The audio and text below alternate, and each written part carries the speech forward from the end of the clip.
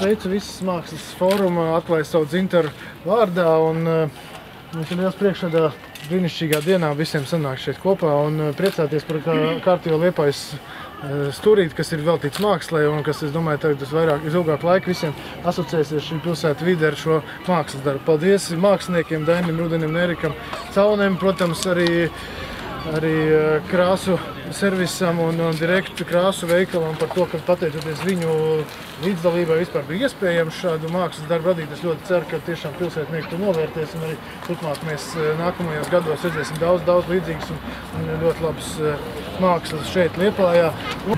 Liepājas dzintars, viss kā koncertzāli ir tiekš Kurzemes, viss, teiksim, uz visu Latvijas faunu Kurzemes ir tāds lielais nosacītais rupots, no kura tad nāks pāri tas kultūras vilnis, kas sāksies, kas tīri ies uz tādu nosacīto Rīgas pusi, un tad likās, ka noteikti derētu kaut ko zīmīgu sakarā ar Liepājas dzintaru un visu koncertzāli, lai viņš kaut kādā veidā saspēlējas ar to, un ir arī kāda lieta, kas ir no mums ir pilsētvidē ielikta, tīri ir atsauci par lielo topošo notikumu, kas es domāju būs vēl ļoti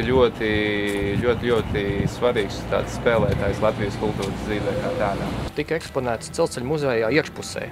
Un kopš tā laika tas darbs stāvēja noliktavās, tā arī nenonācis pilsētvidē. Un tā koncepcija saucās Rozes vārdā, tas ir par bruņiniekiem, kas bruņinieks sola zvērestu pat Rozes vārdā vai gatavs cēlus darbs darīt Rozes vārdā.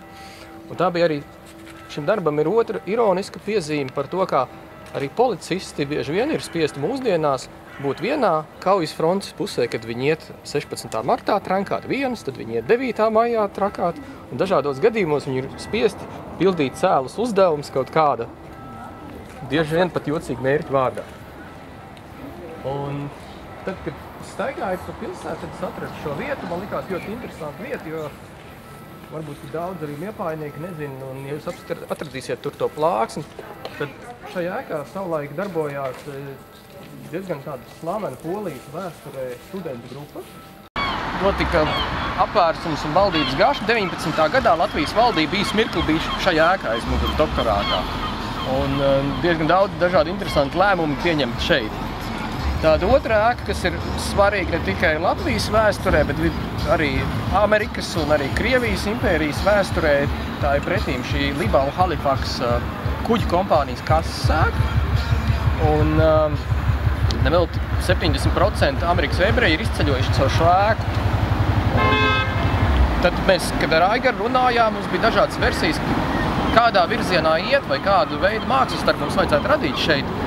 Viena no versijām bija, ka varbūt vajadzētu apspēlēt to, ka Marks Rotko varbūt ir kādreiz izceļojis no Latvijas caur šo ēku. Šīs kontekstā, manuprāt, būtisks fakts.